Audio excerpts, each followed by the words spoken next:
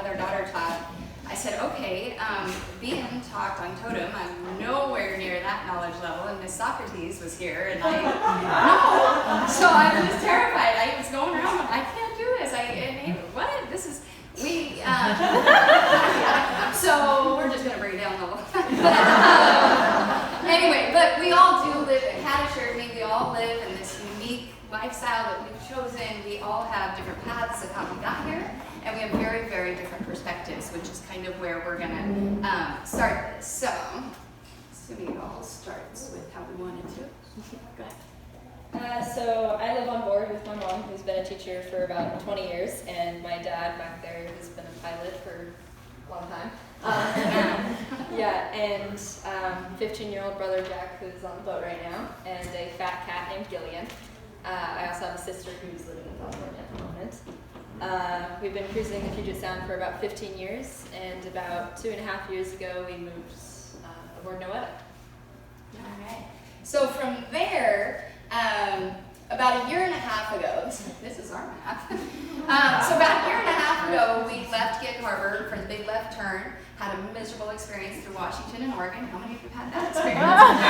All right, so that's, we're not the only ones.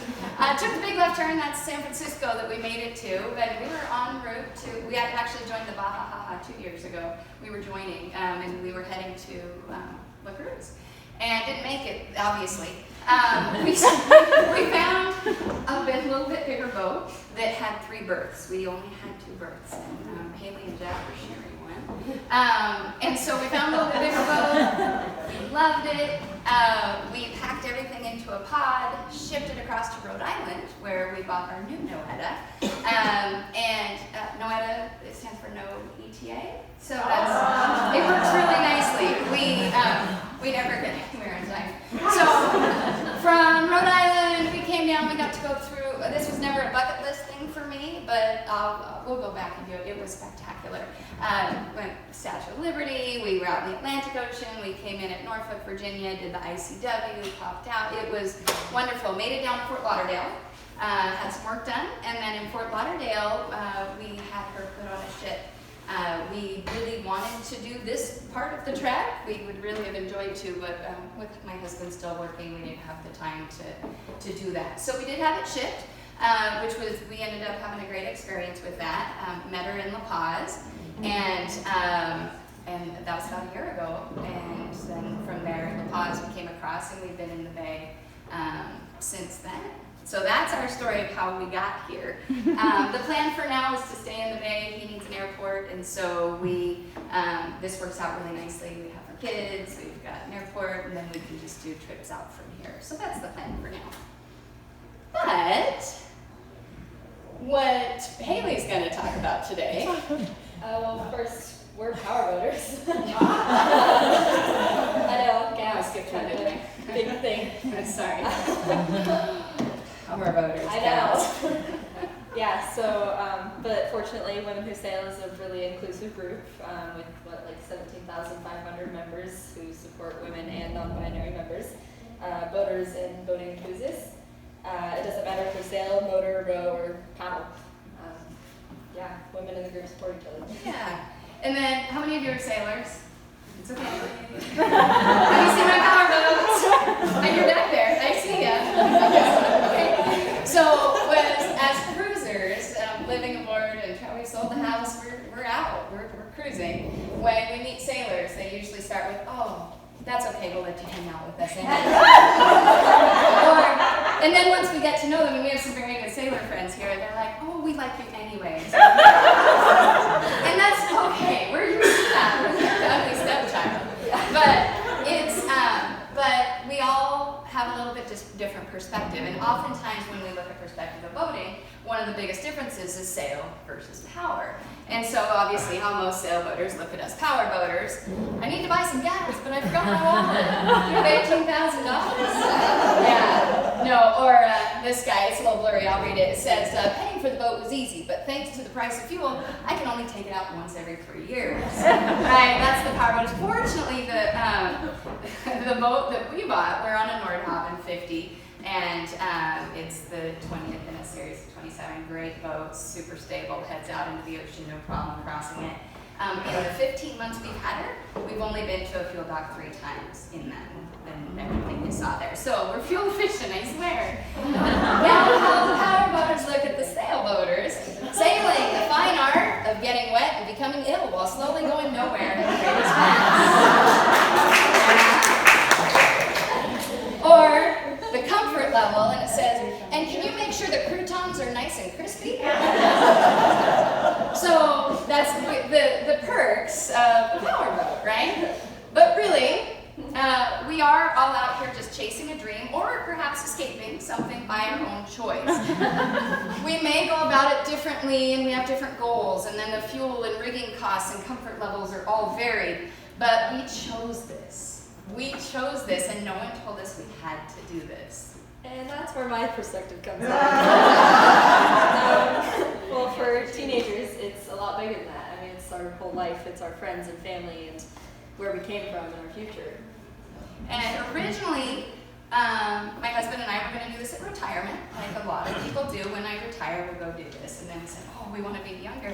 So when the kids go to college, we'll do this. And then at an ill-fated dinner, what's that? That didn't happen. That didn't happen. She's not there yet. And then at one ill-fated dinner, we were talking about that dream, and Hailey made, and she just said, oh, well, that sounds like fun. And in the next month, we'd sold the house. We were going. It was kind of a family decision. So we did live on board in Washington for a year, and they continued their public school there. But things that are said by our teens and have been said, this is not my dream, this is yours, and I really don't want to do this, and this sucks. And that's hard to hear as a parent. However, I also have an older, the 20-something-year-old. These phrases are also said by most kids in houses, in apartments, in condos.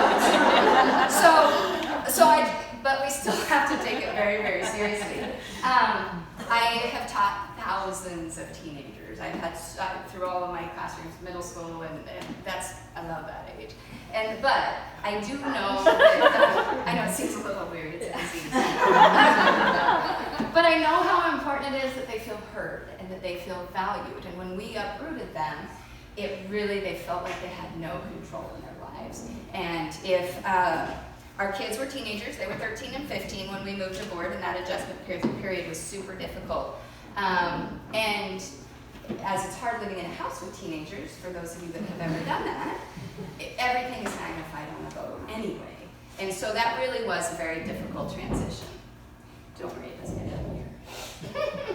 Yeah, so I'm going to share with you some common adult misconceptions and some common statements that pretty much every time I meet an adult, they share with me. And not that all boat teenagers feel this way. I mean, depending on like what age they left home or their personality in general. And no offense if you have said any of these things. I mean, my mom has said them probably hundreds of times. So. Yeah. And so the very first thing most adults, and maybe it's cruisers or maybe it's family or somebody you meet in the States, they start out with, oh my God, you're so lucky. They just lead with this. They think it's such a great life. And I do. I believe that living this lifestyle, she is so lucky. And so it's a true belief we have, but we throw it at the teenagers. And Hailey doesn't always agree, so we're going to get her perspective. Yeah, so I had to leave a community my sophomore year of high school when I didn't really want to necessarily. And another thing, it's really hard to find some alone time on a boat. I mean, you're cramped in a very tight space with your entire family. And I definitely had different dreams than my parents did. I did want to go finish my high school, go to prom, do graduation, all that, and I definitely feel like I'm missing out on a lot of things back home. And obviously there are no secrets on a boat. My parents know everything there is to know about me, and I know everything there is to know about them. Sorry, sweetie. I mentioned this, but we do really live in a very tight space, and of course no teenager wants that. For about a year I was sharing a bunk with my brother in about a 4x8 room, and the bed took up most of the space, and that's that's pretty much what it looked like. It's very small, so you don't have to see it. But ceiling was a foot above my head, and I had to step over my brother every morning to get out of bed. And we can't necessarily have like big or new things, and it's not necessarily that I want big or new things, but it's sure nice to have the option sometimes. And of course, as all cruisers know, the water runs out or turns cold all the time. And I mean, there's just many things that take much longer or are more complicated on a boat than in a house. And AC. My brother and I would run it all day and all night if we really could. But as my dad likes to say, I can do that when I pay the bills. So, and having friends over is often really difficult because if you've ever been a teenager, you know your conversations necessarily aren't always very family friendly. And I probably shouldn't need to talk about plumbing and heads as much as a teenager. I mean, who really knows more about plumbing and toilets than cruisers?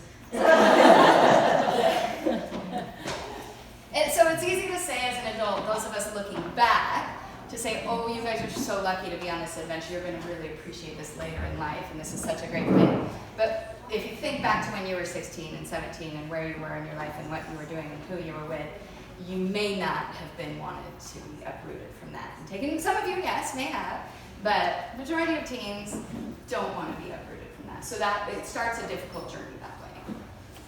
All right. The next most common thing people will tell them is what a great learning experience you're getting. They just do. It's you're lucky and how many things you're learning. This is so great. Perhaps they are. You're right. They absolutely are. However, my mom is my teacher, principal, nurse, counselor, and cook. And I love her, but I could use a break from her sometimes. So it's great for me. And it can really be kind of exhausting when everything is pointed out as a big learning experience. And I went on a hike, so make a field journal. My brother got sick, so research why that happens. The toilet isn't flushing. Report on it. And people often question the quality and amount of learning materials and curriculum, and it's kind of like we have to defend what we're learning a lot of the time. And most of the time, I don't really get to learn with other kids and teenagers. So of course learning isn't all bad with a school day starting at 9, sometimes 9:30, that goes for about 2.5 hours. And I get a number of days off for travel and other activities. I've also managed to talk my mom to getting Mexican and US holidays off. We're going to throw in Canadian too. My Spanish is getting quite a bit better. I've made a lot of friends who live here and are bilingual, and I've had to keep up with them. I'm also illustrating a children's book, and I get to count this as an art class, and I might make some money doing it. Also, I got into college, so something went right. So this Friday we're actually touring Western Washington University, which is where I got into. So I hope that does help. This is actually the first page of the book I'm illustrating. My mom helped write it, and of course it's about my fat cat, Gilligan. I'll let you know when it's ready. Yeah, well, there will be lots of posts about that. Yeah. The other thing that's super common, so you're so lucky and you're so many learning experiences and you get to meet people from around the world. And it's true, and as adults we love this part. I love all the people we're meeting, and so does she. But we're used to meeting them and saying goodbye and maybe not seeing them again. Or we get to know them really, really well and maybe not see them for 6 more months. And that's okay. And we've chosen this. But it's different from a teenager perspective. Yeah, so looking at this crowd, most cruisers are older than I am. They're not teenagers, and the teenagers that we do meet, we don't always mix well. I mean, doesn't mean we'll have the same interests, and we don't really end up mixing with everybody. It's really hard to say goodbye constantly to everybody. I mean, when you do make strong connections, and the fact that we're all coming and going is really difficult. And cruisers don't have much in common with their friends back home, which is often why we lose them, and that's probably the hardest part when I first left. I guess. That's the same for Yeah. kids too. It's the same for adults too, exactly. But I have managed to make some really great friends here in the Cruz, all back there. They're all here. Yeah, so I've managed to make some really great friends that I hope to keep in the future, but of course it's going to be really hard for me all to part ways. Exactly. Hi guys. They're always on my boat. Yeah. And on that, I love these guys. Cruiser kids are some of the coolest kids. And so as an adult perspective, I love these people. They're so inclusive and they're such good communicators. They're very respectful. They do take up a lot of space on one boat. And when you're the power boater at a dock, I love you guys. And they eat a lot, and sometimes they smell weird. And the head gets filled up real fast. But other than that, I wouldn't trade it. I absolutely wouldn't trade it. They are why we're here. They're the reason we chose this. And so the fact that we've been able to get this, this is what we've needed. It took a long time to the East Coast. Apparently there are no kids over there. And it wasn't just an older community of cruisers, it was a lot older. So it was like cruising with my grandparents.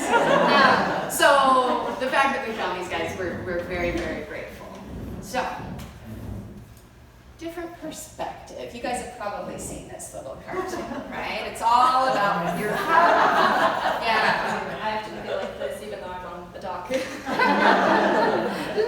I want you so much. So it is all, how do you look at this and where are you coming from? And trying to live on a boat with people with different perspectives can be hard. We do our very best to give our kids choice in learning and travels and activities. In fact, we did a recent trip to Barra, and Pat and I were sure it was going to be a 4-week trip. We're just going to take off. And she's like, wait, I just made friends. And I'm like, you're right. Let's compromise. So we went, but we came back pretty quickly. And it's okay. Pat and I have forever to do this. And so the fact that we're making compromises and we listen to them is really, really important. We honor the need for space and independence. She's great at the bus system and Ubers also, and has some friends here in town, and we let her go. She'll 18 in a couple of weeks, so we let her have that. And her brother, he loves going out for walks when it's dark outside, and he can do that. And it's unfortunately we're in a place that's so safe that it's not even an issue, but we give them that space when they need it. We truly try to see this adventure from the teens' perspective, not ours, and we do try to make decisions based on that. It was one of the major reasons we switched boats. It was just going to be a few years of miserable living with having to share a bedroom with your brother. And we communicate open and often about various perspectives and needs and feelings, and we probably have way more family meetings than most people. Or when we go, hey, we just need to have a little talk with our brother, they go, oh, what's about that? And it's just touch and base, but we gotta figure that out. And then being a teen is hard, whether it's in a house or an RV or a boat, and that doesn't change where you are. And so it's just really important that they feel heard and feel like they have a little bit of control. Not too much, but and then finally, having said all that. Yeah, so I don't want it to sound like it's all awful, because truly I have met some really amazing and had some awesome learning experiences, and the people I've met have just been all around amazing. Fantastic. Absolutely. And the truth is, we are all of us, the little kids and the adults and the grandparents and the teens, we are all lucky to be having these great learning experiences. We really are. Whether it's what you're learning about your head or not, I don't know. And to be making new friends from around the world, and that goes for all of us. However, a teenager just may not want to hear that. Anyway, that's all we have for today. Are there any questions?